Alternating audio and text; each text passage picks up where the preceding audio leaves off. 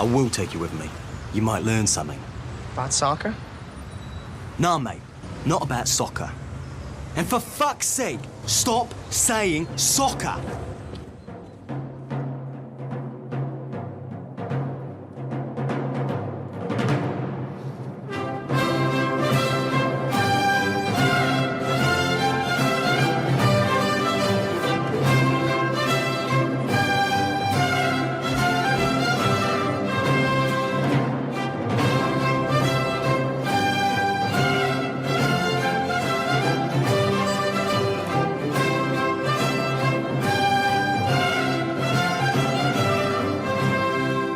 When I was a boy, back in Austria, we would watch TV broadcasts that were produced and synchronized by various public TV stations across Europe.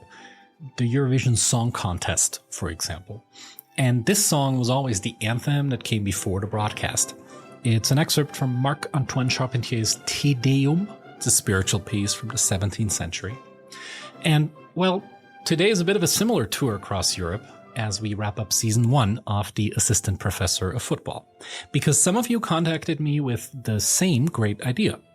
Check in with a lot of the visiting professors from season 1 again and have them tell us briefly how they are now and how things went.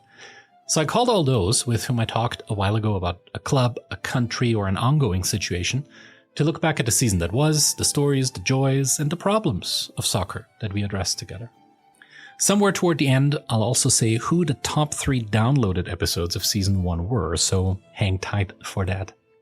All the guests for today are, in the order that they appeared here: Matt Ford, for United We Stand on Manchester United; Katerina Chernii, from the Center of Contemporary Historical Research, Potsdam in Germany, on the Ukraine; Eva Lotta Bohle, second German Bundesliga podcast, on her team, Arminia Bielefeld; Viktor Asp, from Football Stockholm, on the 3 Stockholm teams; Andy Payne, from Hammers United, fan advocacy organization at West Ham United; Claus Melchior, official historian of 1860 Munich; and Christian Hummer, from the blog Tivoli 12 on Wacker Innsbruck and, by implication, Los Angeles FC as well. Most of them also brought a song, so you will hear a lot of interesting soccer music today as well. After this episode, I'll take a break of 1 episode, so nothing drops in 2 weeks. I will be back August 21st with season 2 and fresh ideas about what to shine a light on in the history and politics and cultures that surround and make the beautiful game. I don't say this too often, but it's always very, very special to hear feedback, ideas from you, from listeners.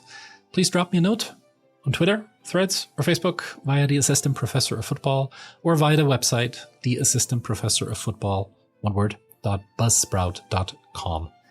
Also, please, if you haven't yet, it would be very kind if you left a rating or a comment on the podcast platform of your choice. Helps a lot with the visibility of this niche project. And pass it on, word of mouth, to friends. Season 2 is a great way to start, and there's plenty of season 1 episodes to catch up with as well.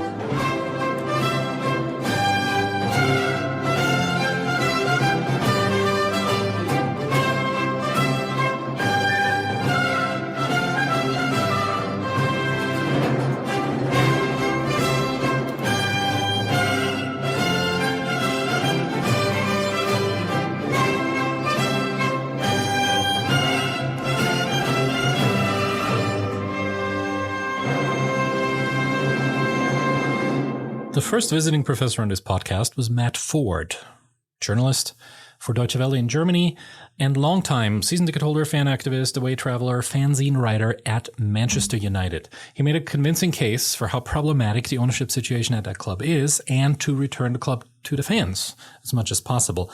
Now there are 2 offers from other parties to buy shares of Manchester United on the table. Of course, I had to ask him what he thinks about that. So as people will probably be aware, there have been 2 main bids for Manchester United, one by the British billionaire Sir Jim Ratcliffe and his chemicals company Ineos. That's for 69% of the club, i.e. for the Glazers' shareholding. And another bid from Qatar, headed by a Sheikh Jassim, and something called his 92 Foundation for 100% of the club. As you can imagine, the issue has pretty much split the fan base, and the whole thing has become quite toxic and quite poisonous. Everyone's united finally in the belief that the Glazers have been disastrous. They've been disastrous owners, although that argument's not always been so widely accepted. I can certainly remember years and moments where it's actually been quite a battle to convince people that the Glazers are a problem. But now it seems that United have got so bad, or had got so bad on the pitch, that people decided the Glazers were bad enough. Anyway, we are where we are, and the nature of the two bids has split the supporters between those who are in favour of the Ratcliffe bid and those who would prefer Qatar. The latter, so the Qatar supporters, highlight the 100% nature of the bid, which would get rid of the Glazers entirely, and the prospect of unlimited state-backed investment. Whereas there would, potentially be some sort of prospect of a Glazer or two Glazers remaining in some sort of minority stakeholding under Ratcliffe, although obviously a Ratcliffe bid would have the majority control. Those who are more in favour of the Ratcliffe bid are generally opposed to state ownership, generally, opposed to the notion of sports washing. And seeing United simply being used as a tool for a nation state. A decision, of course, is very much still up in the air at the time that I talked to Matt and at the time that this last episode of the season is airing. But of course, I asked him to where he stands. You may already have caught a glimpse of this in how he said what he said so far. I'm very much in the camp which is opposed to Qatar. Or indeed any form of state ownership, but especially a state like Qatar.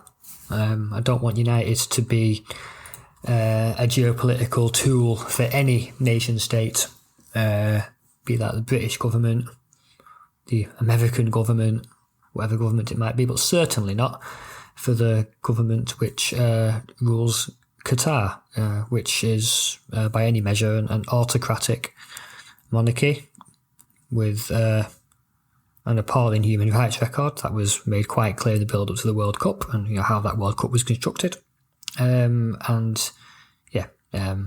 Ranks quite lowly when it comes to democratic functions, democratic rights, and also human rights, whether that's women's rights or LGBT rights. I don't want my club being used as a tool for that sort of regime. I think not only do those sort of principles go against the liberal traditions of a city like Manchester, but I think the main issue is that ownership of that sort would fundamentally change the primary purpose of United's existence, in my opinion. United, ever since the 19th century, and indeed every English club, have existed in private ownership with the purpose of making money, to play football. Do I like that ownership model? No, I don't really. Personally, I prefer to see some sort of Swedish, German 50+1 fan ownership, membership ownership sort of model. But that's not how it is in England. It seems though I can't have that. I would prefer to say the status quo, which would be private ownership, with the aim of making a profit, of course, but with that the purpose of that being to play football. If United were to be owned by Qatar, the primary purpose of the existence of Manchester United would not be that anymore. It would be to act as an advertising board for the state of Qatar, in the same way that City are an advertising board for the state of Abu Dhabi, and no more. And the way that Newcastle are used simply as advertising for Saudi Arabia, and no more. And in my opinion, there's no getting away from that. Nor do I even think it's necessary or even desirable to be owned by a state or a state like Qatar. United don't need a sugar daddy. United still turn over massive amounts of money, some of the highest revenues in world football. And the second part of that is that I don't think it's particularly desirable. I mean, the one example we have of Qatari ownership at club level in Europe is at PSG. And if anybody thinks that's a good way to run a football club, then, perhaps spend a little bit more time in Paris. Back in fall, Matt gave a fascinating introduction to alternative fan media, fan action groups at United that were pushing for a change. So, of course, I wanted to know how these groups now position themselves. No fan group has come out specifically anti-Qatar, although there have been dozens of articles in both fanzines, so my own fanzine, United We Stand, and in Red News, where the general tenor, I think, among writers and readers is generally quite anti-Qatar in terms of the bids, but neither of the fanzines actually have come out with a specific editorial stance, which personally I find problematic. I've also found the position of the Supporters Trust to be unsatisfactory. I would have liked to be a lot stronger on it. And I found the role of the 1958 protest group quite problematic as well. I think I said last time on your podcast that I'll take my hat off to anybody who puts their head above the parapet and gets off their arse and does something rather than whinging behind a screen. But I found some of the messaging to be a bit populist and a bit poorly thought through, particularly these demands of, I quote, full sale only. So all in all, unfortunately, the eventuality that so many of us have campaigned for and fought for years, i.e. the Glazers finally going, has actually turned out in some ways to be even worse. Certainly, in some of my circles, the prospect of Qatari ownership is even worse, and we can't believe that we're now in a situation, some of us, where given a choice between Qatari ownership and the Glazers staying, we'd go for the Glazers staying, it's difficult to even hear myself saying that. The whole thing is thoroughly disillusioning. And a lot of us are asking ourselves quite a lot of questions ahead of the new season about where we go from here. Clearly a difficult time, and in times like this for Manchester United, it's good to follow people who are capable of seeing the grey and not just the white and black, and that certainly is one of the song he picked as kind of a theme for the situations from the Stone Roses. I Want to Be Adored, so listen especially to the first line in there and you'll understand why.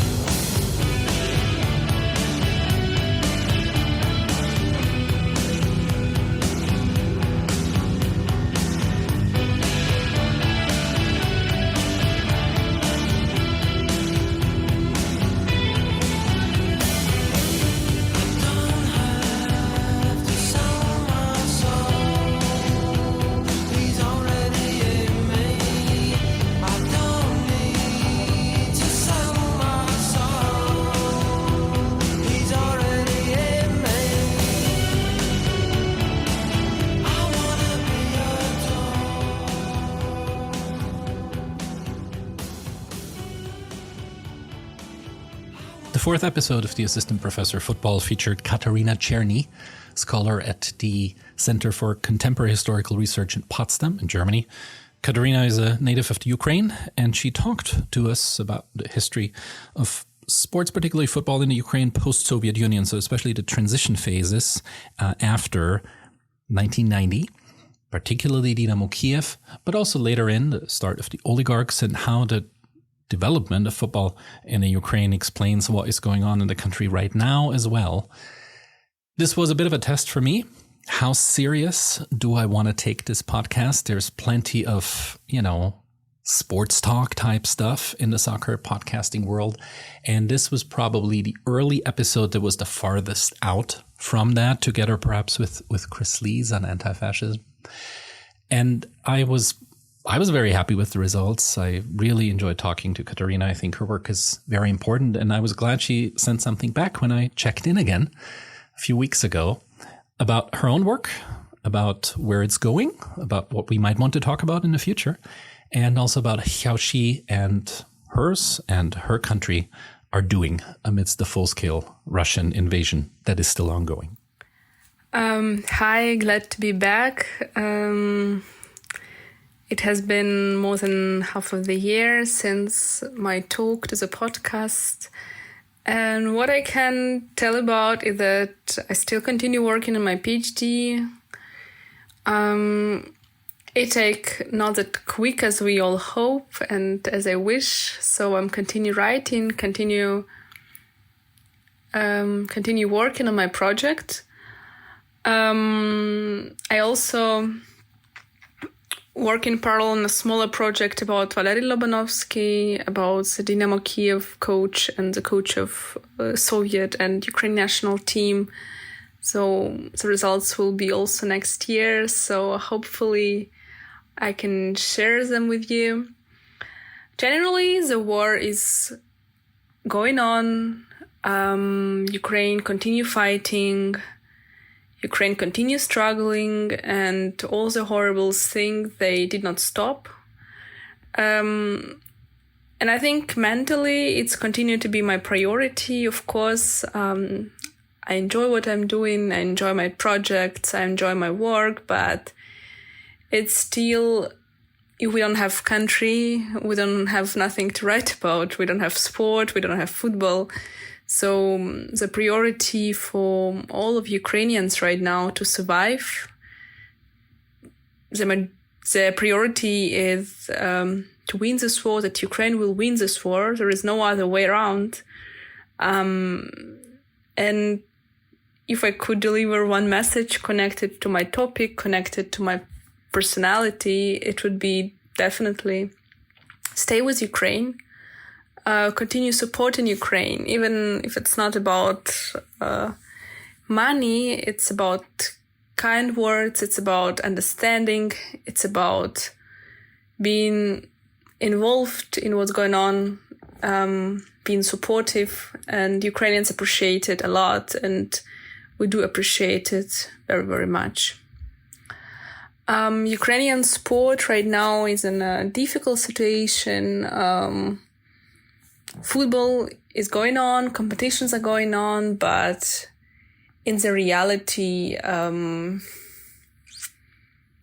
it's very challenging. So as we all know, Ukrainian national team and also the junior national team of Ukrainian team been recently performing well. So there is always hope. So we hope that it's will come better times. Generally for the future, my hopes, my thoughts about the future, I'd like to be finished with my work next year, to present some results, to deliver to the broader audience what I have done previously during all these years, and it would be a great joy for me to share it with you. Basically, in August, I'm going to Ukraine. I haven't been home for more than 1.5 years, and it will be my first time since a full-scale Russian invasion. I feel worried, and most of all worried not only about the security reasons, but primarily about how I'm gonna see my country, my home city, after all that happened. So yes, it's what I'm dealing right now. My PhD, war, my home country. It's hard times, but definitely I live with a hope, and the hope and love will win, definitely. And Ukraine will win. Thank you for your attention. Thank you so much. Katerina also picked a song. This is Kiev, My Dear, which is one of the most famous songs about Kiev, about the Ukrainian capital, but sung here in the version of Gogol Bordello, which is an American punk rock band with heavy Eastern European influences. So as we listen to a few notes from that, we might want to think about Ukraine, about the people there, about footballers, about football fans, about families, about those fighting, about those wishing for peace, and include us in that as well. Де колишуться віти закоханих мрій, як тебе не любити, Києве.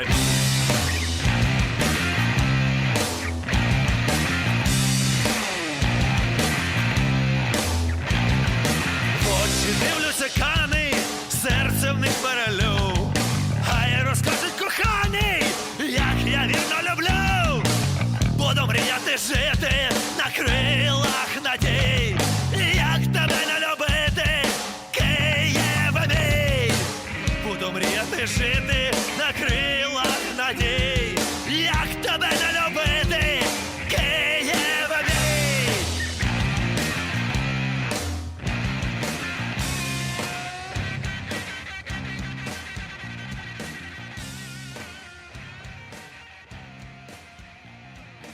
During winter break, Eva Lotta Bohle provided us with a very entertaining overview of the second German Bundesliga. She is a very active supporter of Arminia Bielefeld, then in the second German Bundesliga, and she also hosts the English-speaking German second Bundesliga podcasts. Her club, Arminia, did not fare so well. As spring began, the wheels came off pretty quickly, culminating into relegation playoff games that ended in a lot of turmoil. And so her club has to start again in the third league. Of course, looking up, I asked her how the spring went, what happened, why it happened, and if she's looking forward to the new season or not. Yeah, Bielefeld started with a defeat to Sandhausen, and then won in Regensburg, and then a defeat to Rostock. So against the three teams that were in the mix with them, they only got 3 points. And yeah, it pretty much went downwards from then on, because they couldn't really get stability under Daniel Chernii. You couldn't really see that there was any kind of progress in that team, that you had any time or any kind of sort of consistency when it came to getting results, but also the performances on the pitch. And you had the feeling that a couple of players had their head in the clouds coming next season. There were talks with the likes of Masaya Okagawa, Robin Hack, who were obviously the outstanding players in that team. And then there was a 3-3 draw against Braunschweig at the beginning of March. And that was probably the downfall kind of for Daniel Chernii, but also for manager Sami Arabi. Bielefeld went 3-0 up very early on in the game, but then was kind of happy that they didn't lose that game. And Sami Arabi was gone, who was at the club for a very, very long time, since 2011, took the club over when Bielefeld was relegated into the Dritte Liga, and Daniel Chernii had to go as well. A new manager was set in place with Uwe Koschinat, and his first game was very successful. With a 3-1 win over now promoted side SV Darmstadt 98. But the problem was really that Koschinat couldn't strengthen the defense. There wasn't a single game where they didn't concede a goal. And then you had the game against Magdeburg, where we knew, okay, we have to win, and then we can see what other teams do. And that game ended 4-0 for the home side Magdeburg. So we knew we have to play the relegation players, which are, keep in mind, last time we played them was when we were in the Zweite Liga as well. Played SV Darmstadt. We won the first leg, lost the second leg, and got relegated to the Dritte Liga. In this first leg, we played Wien Wiesbaden, and they butchered us 4-0 as well. So fans were relatively pissed. This was the game that involved flares on the pitch and an attempted pitch invasion, and interruptions by frustrated Bielefeld fans. And there was a huge escalation as well, which I still think is just in the whole context of the season. I can understand where the anger is coming from. Was very angry as well. Obviously, there were a couple of things that shouldn't happen, but I think there has been enough talks about that. And then there was the second leg where we scored early on, but then still lost in the end, which was kind of typical. And then we got relegated to the Dritte Liga, which meant we didn't really have a squad, because nearly all of the players didn't really have a contract for the Dritte Liga. One guy kind of stepped up in Fabian Claus and said, I'm going to stay. I want to rebuild this team. him and Christopher Schepp were kind of like the only ones that were taken over. They chose a new coach in Mitch Kniat from SCFL, so from a neighbour city here. And they also got a new sporting director in Michael Mutzel, who came from Hamburger SV, and obviously he had his work cut out for him since then. A lot of new signings, and obviously, just rebuilding the squad, or build the squad for the Dritte Liga. And yes, so obviously there's still a lot of talks around the club, because fans really, really want the club kind of to apologize or to admit that there have been mistakes. There has been, just of yesterday, an interview by Hartmut Ostrowski, who's kind of one of the CEOs, you could say, and he kind of said, it's our fault, we let it slide for too long, but they won't back down. It was the president, Rainer Schütte, which kind of leads to tension in the club itself. And that's it for that. And obviously looking forward to the new season, we just got the plan. We are going to start at Dynamo Dresden. Then we have the DFB Pokal match against Bochum, so Dritte versus Bundesliga. And then there's already the big derby at home against Preußen Münster. They haven't played each other, I think, for nearly 10 years now, I think. So a long time coming. I'm a bit skeptical with optimism, because obviously last season, but I've been to training last week on Thursday, and then I saw the parts of the friendly that they played yesterday against Rot-Weiß Aalen, and you could kind of see that what Kniat wants or teaches them in training can be seen in the game. So they're now going on in the training camp to Austria, I think. We will see. Obviously, it's going to be a very difficult task. There are a lot of big names in the Dritte Liga still that want to go up to the Zweite Bundesliga, because obviously the Dritte Liga really, really hurts financially for especially clubs who have been used to playing in the Zweite Liga for a couple of time or for a couple of years. But still, I'm looking forward to it because obviously the club, you can't really get away from it. So I'm still really looking forward to it. And obviously, cheers for having me once again. I wish you all a wonderful summer. Wonderful if you watch it, Women's World Cup, and all the best. Thanks. And ever the optimist and the pop culture expert that she is, Eva picked a song from Ted Lasso for us. She is a Ted Lasso fan. Ed Sheeran's. A beautiful game. You will probably recognize it despite getting relegated, because in Eva's words, we all still love football, although it hurts so much. Here you go. We should take some time apart, leave here with no regrets, knowing we gave our all. Oh, I cannot pretend that this won't break our hearts, but we will meet again. I know the art is tall, but we could be so much more. Out of the embers we'll rise, from the ashes, right in the stars with our names. That we are here, we are bruised, we are damaged, but the joy was worth the pain. Whoa, that's a beautiful game. Oh, what a state we're in, but the war is far from. By the way, if you were wondering, the other teams that got relegated from the second German Bundesliga are Jan Regensburg, unfortunately, and SV Sandhausen. Going up to the first Bundesliga are Heidenheim and Darmstadt.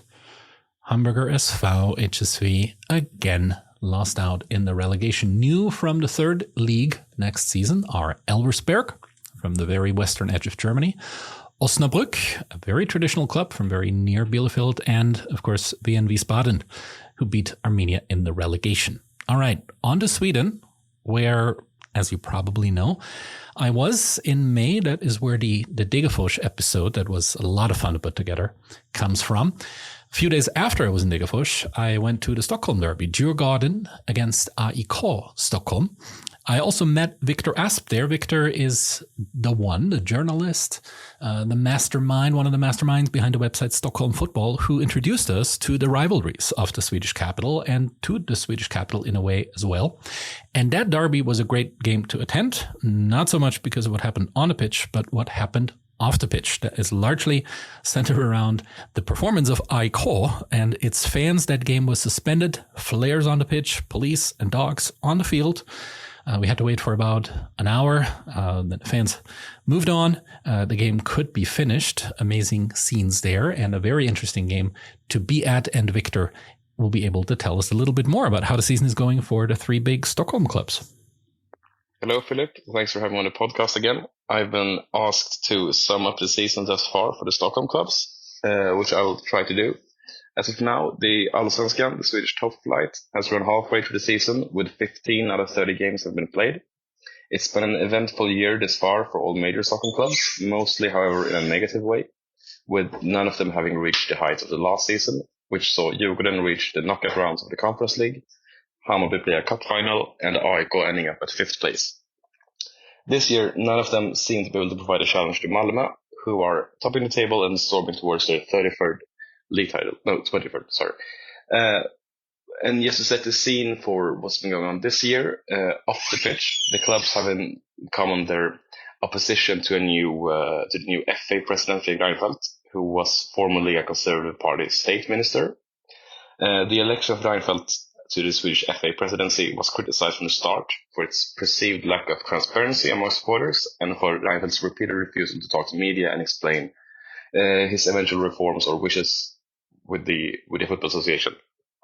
After this election, he has publicly supported the introduction of video assistant refereeing in Allsvenskan, which is very controversial, given the fact that Allsvenskan is one of very few top flights without VAR. There have been banners calling for him to resign and for VAR to be stopped very frequently this year. If we start off with Djurgården, the team who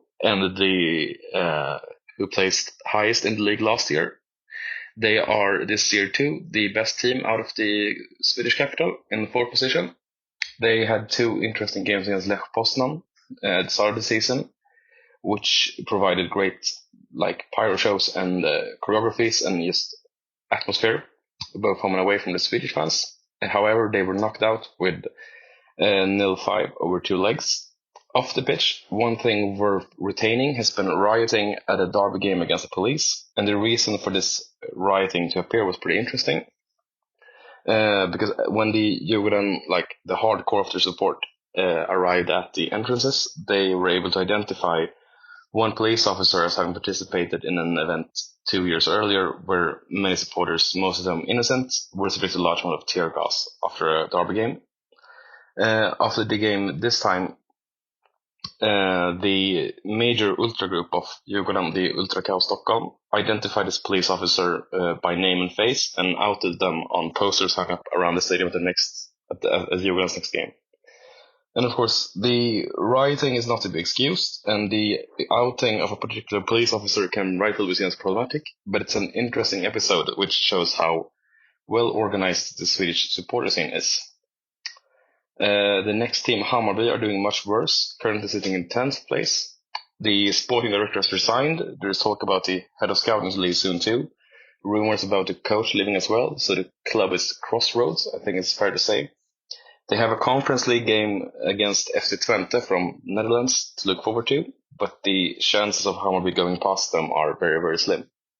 For the game, Hammarby have been given 1,500 tickets in Twente, which were sold out in minutes, and if I have to guess, I would say that more than 1,500 fans of Hammarby will be traveling, at least 2,000, maybe more. How Twente will handle this situation with 500 or more supporters from Stockholm without tickets in the city will be interesting, given the fact there were riots when the same situation appeared against Fiorentina last year. And last but not least, by any means, AIK have been the talk of the town, literally. The club is sitting 14th, third from bottom, which puts them at risk for playoffs or even relegation. And this is an exceptional situation. I think it's akin to if a major London club were to be relegated from the Premier League, as AIK is one of the Swedish clubs having played the most seasons in Allsvenskan and only having been relegated 4 times. Their football woes started last autumn when their sporting director was fired and replaced by the CEO, who himself had taken the decision to dismiss him. The CEO in question had 0 footballing experience and went on to sign some high-profile players in former Danish national player Viktor Fischer and former Swedish national Jimmy Durmaz, as well as a 19-year-old amateur from the Spanish 5th division. We investigated the transfer of this 19-year-old amateur, who, by all logic and research, seemed to be far from the level of Swedish top flight. And we could then publish suspicions of him being signed to AIK as a service in return to a controversial football agency called Universal, whose Swedish head has documented links to organized crime. Since then, AIK have been a catastrophe in the league, only climbing out of relegation spots 1 game ago. And this, of course, has led to a lot of, bitter feelings among the supporters, which culminated in a derby against Djurgården, where fans of AIK rioted and forced the game to be suspended by throwing flares on the pitch. No one seemed to be hurt, however, and later the game could be continued and finished. But it also led to the CEO resigning. The coach has been fired and replaced with Henning Berg, who Premier League fans will remember from his spells at Man United and Blackburn. AIK have also made some more high-profile signings, among others the academy graduate Antoine, who lastly spent some time in the French 2nd division and undoubtedly will begin improvement. So, barring a completely disastrous end to this season, AIK will remain in the top flight.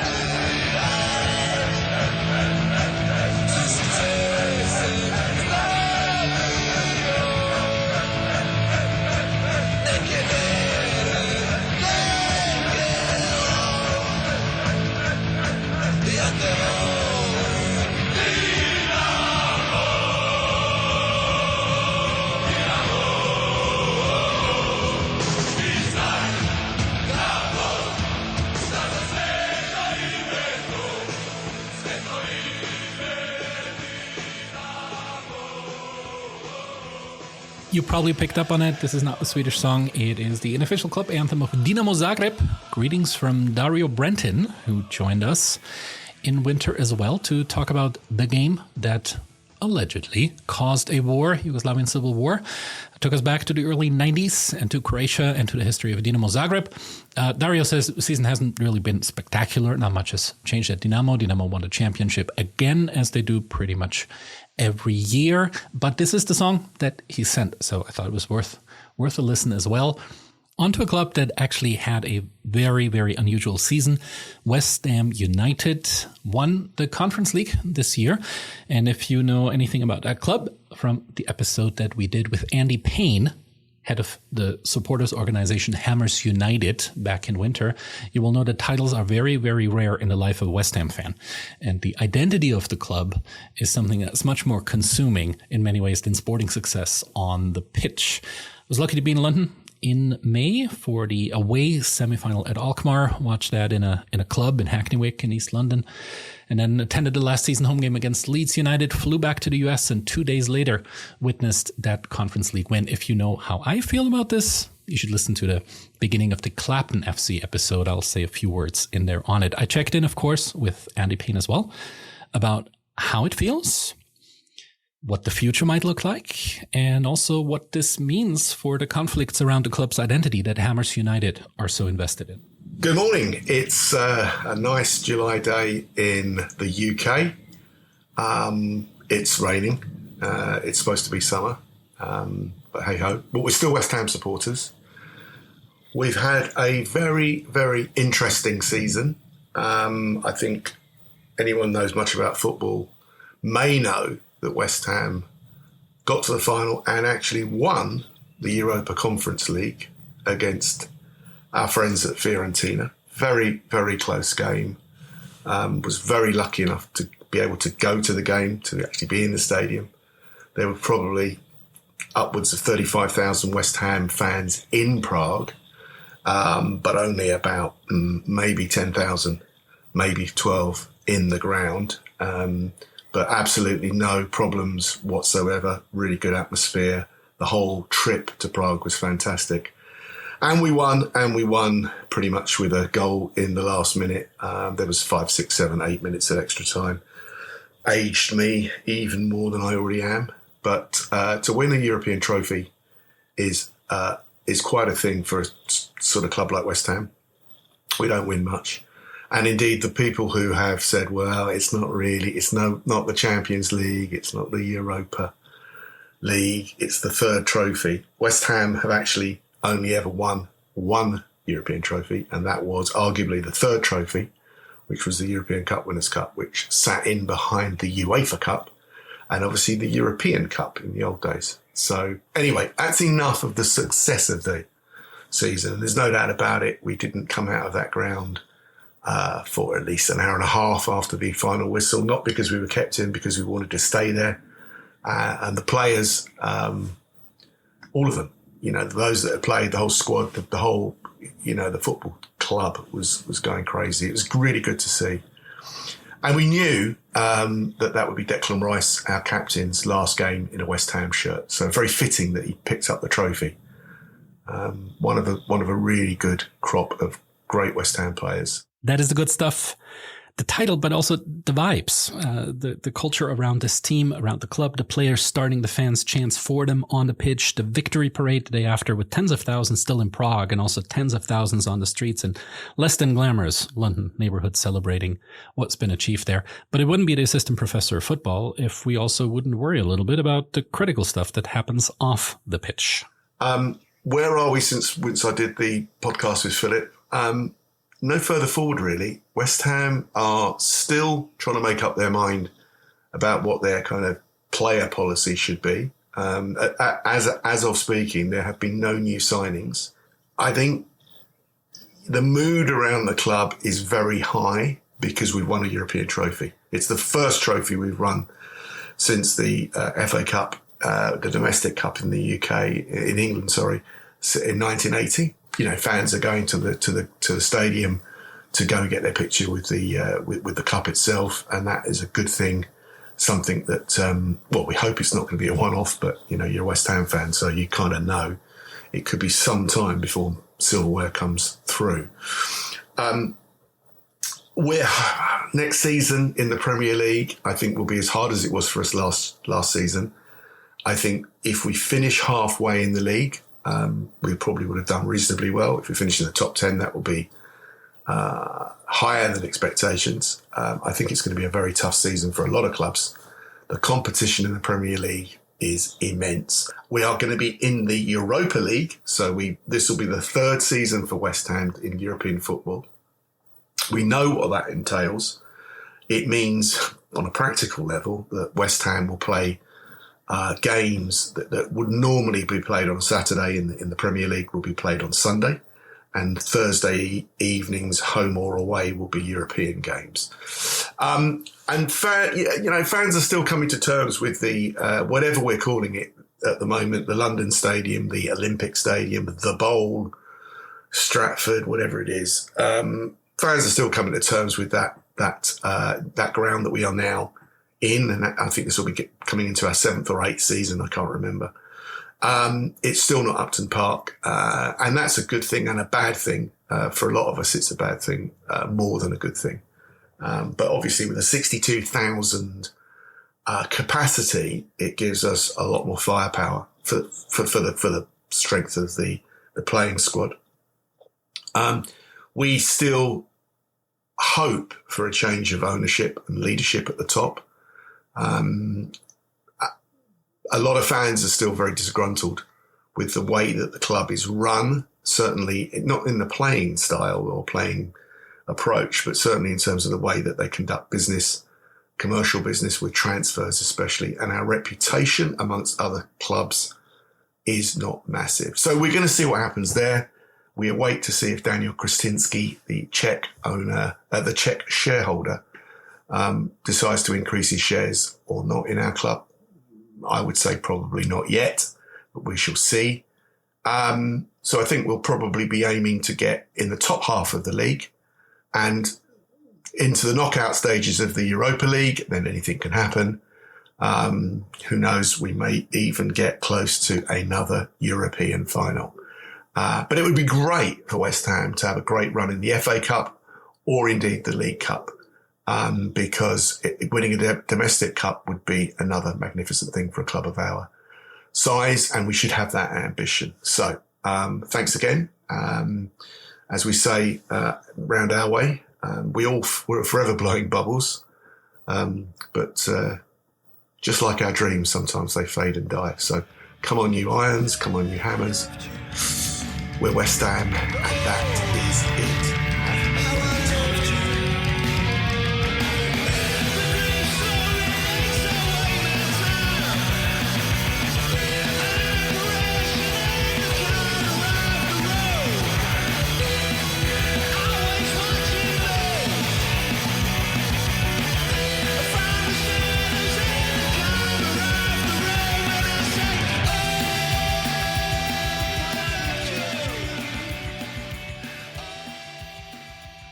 No particular reason for the song. It's cross wires. The song is Drowning.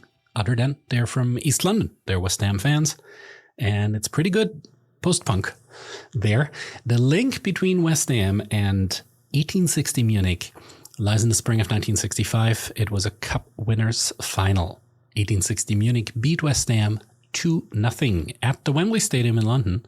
And since then, the fortunes of the two clubs have often run parallel, up and down and up and down. But right now, 1860 is going through the much, much harder time. Klaus Melchior, an official historian of 1860, was the guest, the assistant professor, for our most downloaded episode of this first season when he walked us through the history of Munich's true love, 1860.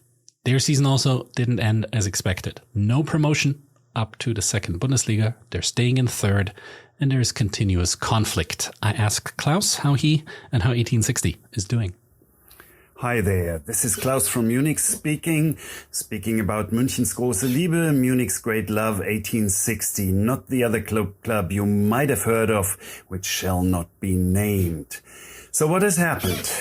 I talked about 1860 in March. At that time, we had a new coach who had taken over a team that seemed to be had completely lost the plot and seemed in dire need of psychotherapy. Well, he seems to have managed to get them on the couch and back to at least resembling a normal football team, albeit not a very good one.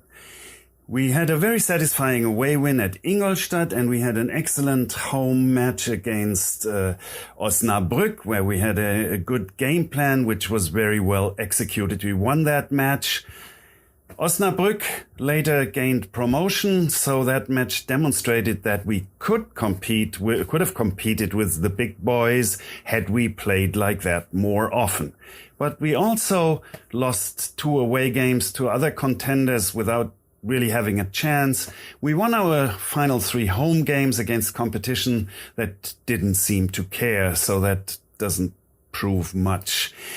Okay, so we finished in 8th place, 4 down from the 2 years before, beyond good and evil, and changes were in order in the summer. The first major change was that I have to get back and maybe explain the situation we are in. Of course, there is the club, the organization is, but we have this external company sort of outsourced that takes care of professional football. That is owned partly by the club and partly by a Jordanian businessman. Most people refer to as an investor, although it is not quite clear to what extent he's actually investing. So, which brings us to the first major change. Our sporting director Günter Gorenzel had fallen foul of the investor side because he had fired the coach in winter. And I think he was more or less fed up with the situation, and he had the opportunity to join a club in his native Austria, Klagenfurt. He did that. So at the moment we're without a sporting director. The position has not been filled, and it's kind of a mystery how the decision-making progress is going on at the moment. Anyway, after having gone all in last year, it was pretty clear there would be budget cuts. That has happened. And in the beginning, it was said we could only get 3 new players, which is kind of strange because more than 10 players had actually left. Some of them didn't want to renew their contracts. Some of them were not given a new contract by the club. And in some cases, the contract was dissolved by mutual agreement. So 3 new players with more than 10 losses, kind of strange. And then we sold our best player, one of our best players from last season, an 18-year-old fullback named Leandro Morgalla.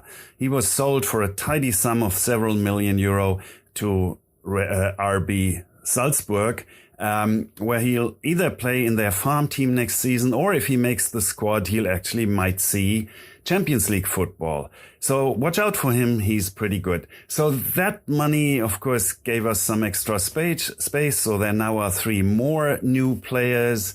Friend of mine tended to say, well, we have a habit of replacing mediocre 3rd division players with other mediocre 3rd division players. I don't think we did that last year. This year, I'm not so sure. So we have a squad together, which doesn't seem to be, I don't know, there's not high hopes. We probably not be in the running for promotion. And there's quite a lot of people afraid that it'll be a battle against relegation. We'll have to wait and see if they cohere as a team. They might be, the sum of the parts might be better than the individual parts seem to be. That's the optimistic view. The fans haven't lost their faith. Last year, every home game, all 19 of them were sold out. That means 15,000. There's not more allowed in the stadium. 11,800 of those were season ticket holders. And surprisingly, after the not so good last season, we sold about that number of season tickets again. So expect more sellouts. So you can call it it's quite clear that it's the fans and their enthusiasm is carrying the club. Otherwise we'd be, I don't know, totally lost. So you can call it faith. You can call it loyalty. You might also want to call it masochism. Whatever. We'll see what's going to happen. For now, enjoy the summer. There's the Women's World Cup going on. And maybe you'll hear from me next year. I don't know. We'll see. Bye-bye.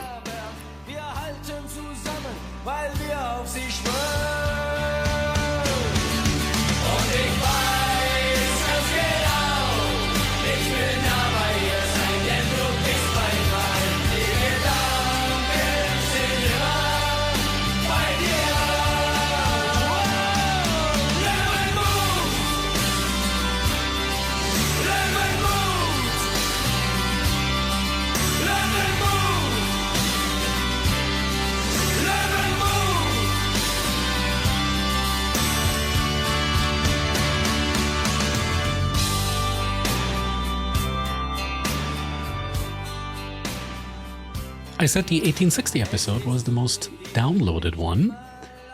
I wonder if you have a guess on what numbers 2 and 3 are. Well, number 2 is the Degerfors episode, which is pretty recent and got a lot of downloads very quickly from all over the world. And I'm very glad about that because I put a lot of work into that episode. And number 3 is the one that is associated with our last but not least guest today, Christian Hummer, who talked about FC Wacker Innsbruck, the new cooperation club of Los Angeles FC. Especially glad that a lot of people from LA listened to this one in particular and also stuck around. I contacted Christian again. His season kind of hung in the balance there on what league Wacker would play in next year, and he'll tell us how it went. Thank you for your further interest in FC Wacker Innsbruck. Well, the season ended with a lot of mixed feelings, to be honest. We have to remember that 12 months ago, the club's holding went bankrupt, and all of the professional players and most of the other players at all ages left the club. So one had to build up the teams from scratch, like the adult men's team that was built up just days before the league started. Or the women's team that had not enough players in the first 2 games of the season, but they became a nationwide sensation because of the troubles. They were the number 1 contender for relegation. So, as you know, the club name is FC Wacker Innsbruck, and Wacker is a very, very old German word that means brave. And man, they fought bravely and managed to stay in the women's Bundesliga. No one could have guessed that. It was amazing. And the club once more proved his expertise in player development. 2 youth teams, the under 14s and under 15, became champions of the region of Tyrol, and the men's second team, which is basically a team with an average age of 16 and competed in the minor leagues of adult football, became second in its league and got promoted to the next higher league. So these were the positive things that happened. Despite of these successes, one really bad thing also happened. The men's team had very, very bad luck with injuries. Our most important players had serious injuries and missed a lot of matches. So in the second part of the league, for example, we had a goalkeeper at the age of 16. Our defense had an average age of about maybe 18 years. And also our best strikers were out because of injuries. But nevertheless, we had the chance for promotion till the last game of the season. It was an away match. We brought 2,300 fans to a ground where normally a maximum of 200 are used to follow the games of the local team. And then the game became a bit of a reflection of the season. After 5 minutes, we were 2-0 down due to bad mistakes of our very young defense. The team fought back. At halftime, it was 3-1. And in the second half, after about 75 minutes or so, it was 3-3. The momentum was clearly on our side. But as everyone thought, FC Wacker Innsbruck would score the final goal, the opponent scored a very, very lucky goal and won 4-3. So the men's team, unfortunately, failed to get promoted and so to achieve its main goal. Well, the disappointment was enormous, but otherwise, with the help of LAFC, the heart of the club beats strong and the structure of the club is rebuilding. No one could have guessed that 12 months ago.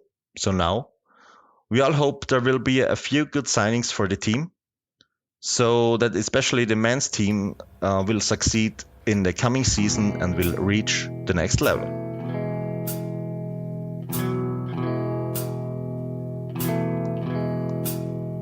Wenn du mit dir am Ende bist und du einfach nicht weiter willst, weil du dich nur noch fragst, warum und wozu und was dein Leben noch bringen soll, halt durch. And Christian very fittingly picked a very classic German rock song. It's by the band Die Toten Hosen, literally translated the Dead Pants. Steh auf, wenn du am Boden bist, stand up when you're on the ground is kind of your classic get back up, keep fighting anthem. Very fitting for Wacker during this time. Und wenn ein Sturm dich in die Knie zwingt, halt dein Gesicht einfach gegen den Wind. Egal wie dunkel die Wolken über dir sind, sie werden irgendwann vorüberziehen. Steh auf, wenn du am Boden bist. Steh auf, auch wenn du uns liebst. Steh auf, es wird weitergehen.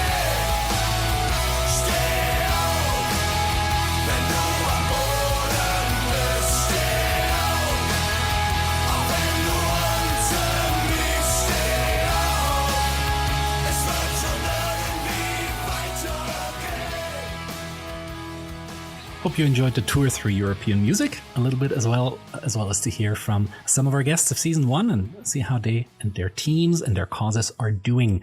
This podcast, of course, is nowhere near on the ground. No need to get back up. Just a little break. I will be back on August 21st with the beginning of season 2 and very much look forward to that as well. Please do send me feedback, send me new ideas for episodes if you have them. I really appreciate a rating as well, but particularly feedback is always a highlight of the week for me to hear from listeners. I'll play you out here with my most played summer song this year. It's from a Swiss post-punk band, Barrio Colette from Geneva. The song is called Souris Chérie. And well, I hope that rocks you out well into the summer and into Season 2. Be back here August 21st. Be well.